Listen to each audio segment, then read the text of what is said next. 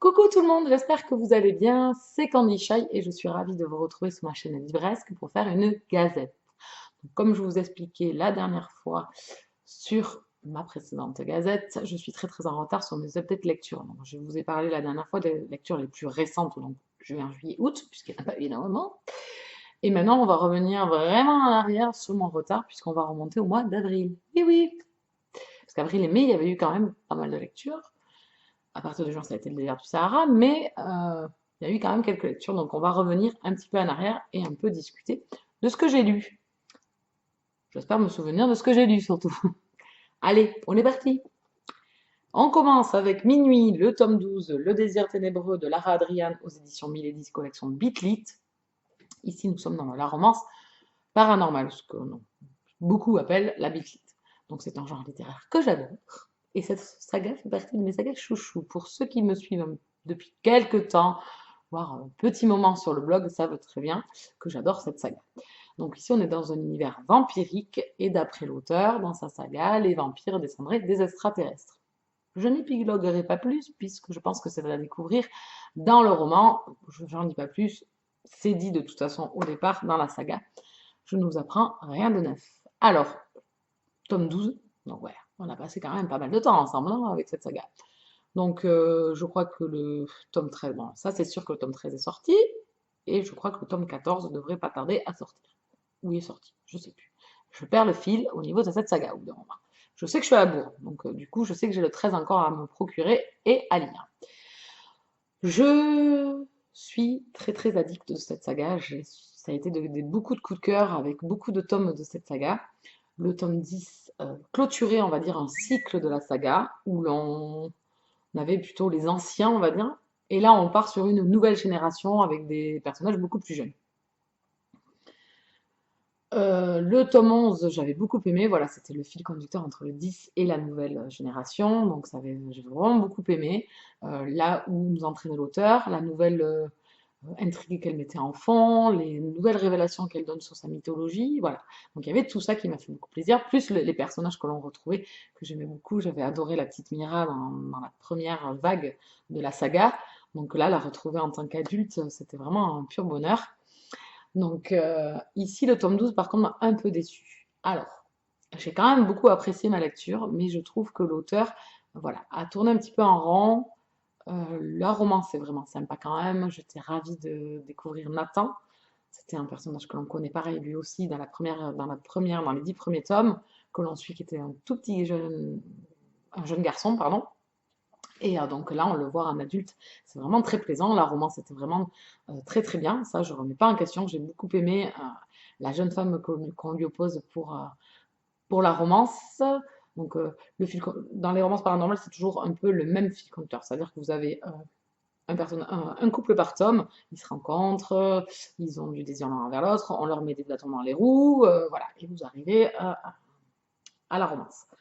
Ensuite, donc il y a des déchirements, etc. Enfin bon, c'est toujours le même principe. Et par contre, il y a toujours l'intrigue de fond, donc l'histoire fondamentale de la série, où vous avez un fil conducteur. Donc l'auteur a remis en scène une nouvelle intrigue qui me plaît beaucoup. Et j'ai trouvé que dans le tome 11, elle m'avait super bien appâté. Et que là, ici, j'ai l'impression qu'elle va se laisser déborder par les tomes. C'est-à-dire, elle va essayer de produire plein de tomes et moins se concentrer sur l'intrigue, et du coup, ça va en perdre en qualité. Voilà comment je vois les choses, et je ne suis pas la seule, puisque cette saga, je la lis, c'est l'une des seules sagas que je lis en lecture commune, il y a deux ou trois sagas que je lis en lecture commune, et celle-là en fait partie, avec ma copinote Yumiko, qui a eu un peu le même ressenti que moi, donc je suis ravie, parce que quand on se met à discuter, voilà, on parle de la généralité du livre, etc., de ce qui nous a plu, déplu, et c'est vrai qu'on arrive un petit peu à la même conclusion, donc j'espère que c'est pas parce qu'elle est partie sur autre chose qu'elle va faire dans la durée que ça va perdre de la qualité. J'espère pas parce que c'est une saga que j'affectionne et je pense que je serai intransigeante. C'est pas parce que j'aime, au contraire, quand j'aime, j'aime pas quand on me gâche le plaisir. Donc j'espère que le tome 13 sera vraiment bien, qui remontera le niveau de cette petite déception que j'ai sur. C'est pas que je n'ai pas aimé qu'elle a pas mis en avant son intrigue, c'est que j'ai un ressenti, vous savez, comme une impression que j'ai peur que ça s'étiole. Voilà. Donc, Minuit, super saga, j'ai encore passé un très bon moment. Ici, je lui mets un 8 sur 10. Nathan et sa charmante jeune Nathan et la charmante jeune femme que l'on nous propose m'ont beaucoup plu, donc je vous le conseille fortement et je vous conseille de toute façon fortement cette saga Minuit qui est vraiment géniale. J'ai vraiment adoré les 10 premiers tomes, c'est un régal, vraiment. Même le tome 11 est vraiment une pépite. Donc je vous la conseille fortement. J'espère que pour moi, le tome 13 sera un peu plus au-dessus que cette petite déception du tome 12 où j'ai peur que ça s'étire. Voilà. À très vite pour de nouvelles aventures avec Minuit. Pardon, excusez-moi. On passe maintenant à Maybe Not de Colleen Hoover aux éditions Hugo Roman Collection New Romance. Vous savez mon affection pour ceux qui me suivent depuis un petit moment pour Colleen Hoover. Dès qu'il y a une parution, j'essaye de me la procurer. Donc j'avais beaucoup aimé Maybe Someday, beaucoup aimé. C'était vraiment une très belle lecture. Voilà, Colleen Hoover, c'est beaucoup d'émotions, c'est voilà, on sourit parce que c'est beau, c'est mignon, voilà, c'est mignonné, il n'y a rien de révolutionnaire, mais c'est mignonné. La façon dont elle nous raconte son histoire, où elle nous dessert ses personnages, c'est toujours touchant et moi, ça me convient. Donc ici, Maybe Not, en fait, c'est une petite nouvelle qui se raccorde à Maybe Someday, mais ça se passe en fait juste avant les événements de Maybe Someday. Ça va, vous arrivez encore à me suivre ou je vous ai pas perdu? Donc ici, on retrouve Warren, un des personnages secondaires que l'on a dans Baby Sunday et qui m'avait énormément plu. Et je crois que la jeune femme, c'est Bridget, si je, voilà, je me souviens bien. Donc ils m'ont beaucoup plu, ces deux personnages, et j'avais vraiment envie d'en savoir plus sur eux. Et donc Colleen Hoover nous a fait profiter d'une petite nouvelle de 150 pages, même pas.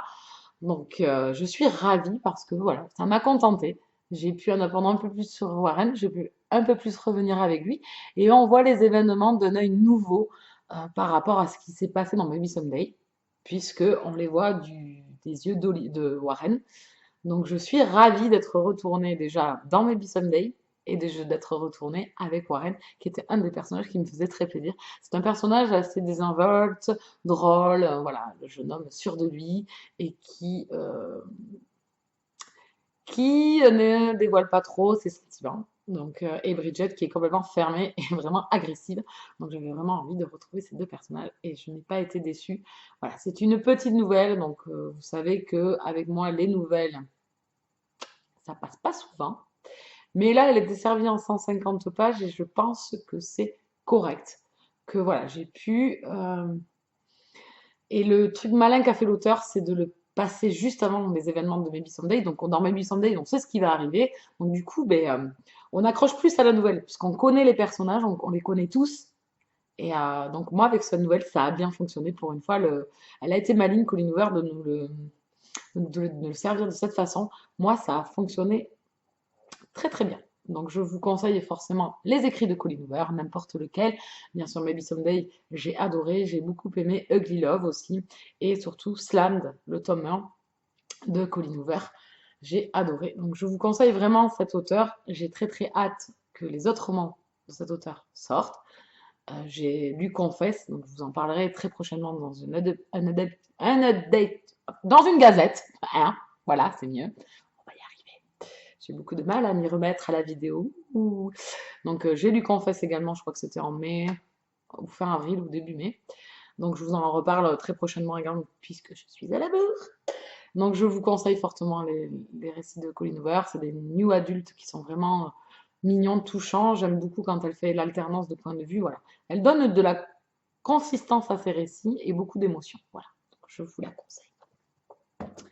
Ensuite, une autre romance contemporaine, j'ai lu le tome 1 des Frères Bradshaw.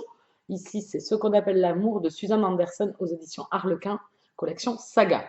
Là, m'a tapé dans l'œil, puisque c'est en recevant une newsletter des éditions Harlequin que j'ai vu cette parution et je me suis dit, il me le faut. Eh bien, je me le suis procuré et je l'ai lu dans la foulée. Aussi vite acheté, aussi vite lu. C'était un coup de cœur des lectrices Harlequin, donc moi ça l'a fait. C'était une romance très sympa. C'est une romance contemporaine, bien agréable. Il n'y a rien de révolutionnaire là-dedans, hein. C'est toujours le même principe. Voilà, pour les adeptes de romance contemporaine, vous savez comment ça se profile. Et bien là, il n'y a rien de révolutionnaire, mais moi ça l'a fait. J'ai beaucoup aimé les personnages que l'auteur nous a desservis. Voilà, c'était sympa. Alors ici, nous avons donc une jeune femme qui élève en fait, qui a la charge. Je vais y arriver. Je suis vraiment navrée. J'ai beaucoup de mal quand même à me mettre les idées au clair. Donc, elle est tutrice légale d'un jeune homme, mais un jour le père réapparaît et en fait le père a abandonné son enfant, tout bébé, enfant. On va y arriver. Ça va être long et intense, je le sens bien. Donc, il a abandonné son fils, mais aujourd'hui, il revient dans sa vie et il veut le récupérer sans rien demander à personne. C'est ses droits, donc il fait ce qu'il a envie. Donc, on a une personne assez arrogante, mais assez touchante quand même. Et donc, la jeune femme, alors, par contre, les prénoms, je me rappelle plus trop. Donc, lui, c'est Jake et elle, c'est Jennifer. Donc Jennifer a décidé forcément de ne pas se laisser faire, puisque quand même elle est tutrice de cet enfant, elle l'aime énormément, elle a vécu avec lui, donc mince quoi. Donc malheureusement, elle a quand même quelques sentiments pour ce monsieur et elle veut essayer de savoir et de gratter un petit peu, savoir ce qui se cache derrière et éventuellement l'aider s'il est vraiment sincère à récupérer son fils, mais dans les bonnes conditions également. Donc c'est touchant parce que c'est une histoire voilà, de famille, d'abandon, d'un père qui reconnaît ses erreurs, qui essaye de faire en sorte de se rattraper, d'essayer de changer. Et, euh, et en fait, dans ce roman, tout le monde s'apporte quelque chose en fait. Voilà. Donc euh, ce jeune adolescent a besoin d'un papa. Cette jeune femme un peu seule qui doit éduquer un enfant a besoin d'un soutien masculin.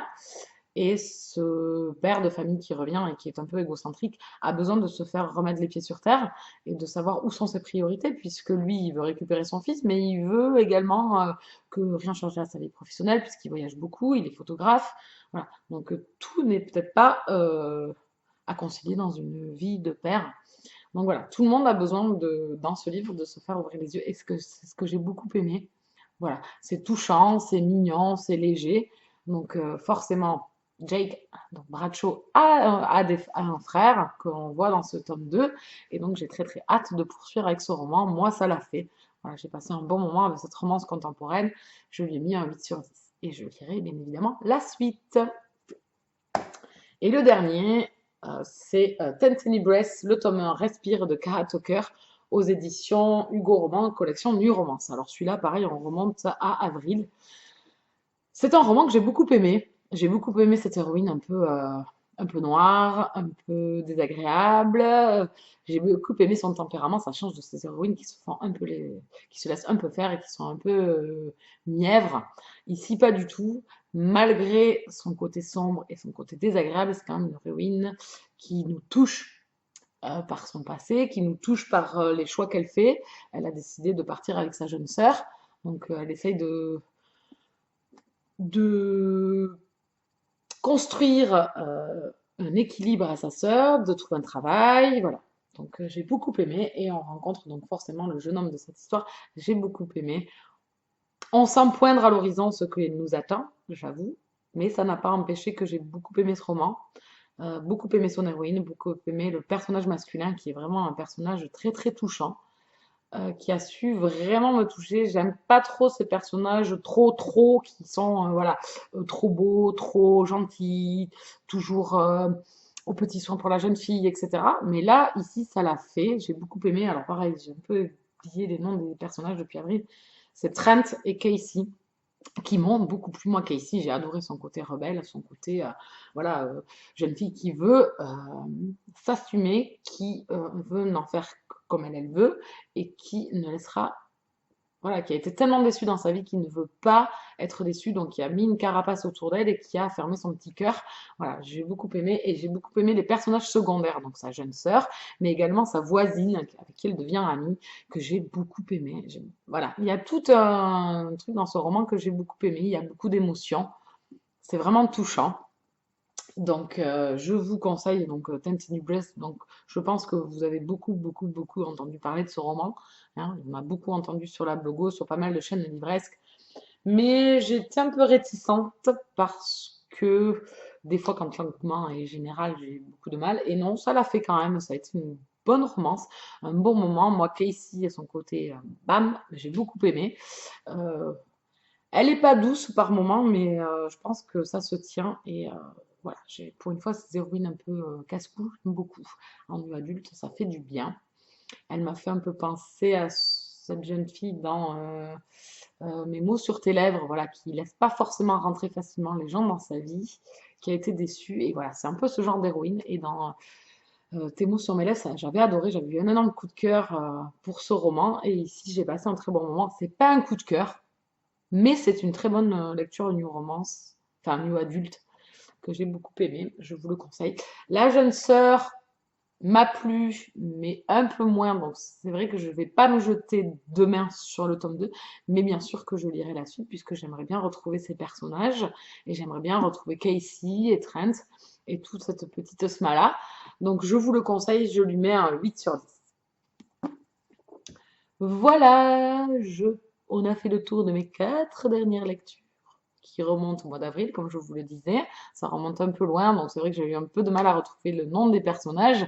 Mais bon, le ressenti était quand même là, même si ça fait un petit moment que je les ai lus, puisque c'était des lectures très très agréables. Donc je pense qu'elles restent quand même un petit peu gravées dans la mémoire. Donc j'en arrête là pour la Gazette. Je vous remercie de m'avoir suivi. Désolée pour un peu ce problème d'élocution. Je vais essayer de couper au montage. On verra bien ce que ça donne, si je peux ou si je peux pas. Je vous souhaite de très très bonnes lectures encore. Je vous remercie de me suivre sur la chaîne. Bienvenue aux nouveaux arrivants. N'hésitez pas à vous abonner. N'hésitez pas à mettre un petit pouce si vous avez aimé la vidéo ou à laisser un petit commentaire. J'adorerais discuter avec vous. Avez-vous lu un de ces romans? Est-ce que je vous ai donné envie de les lire? Avez-vous des romans à me conseiller dans la même veine que ceux-là? Je vous souhaite une très très bonne fin de journée et je vous dis à très très vite. Ciao ciao!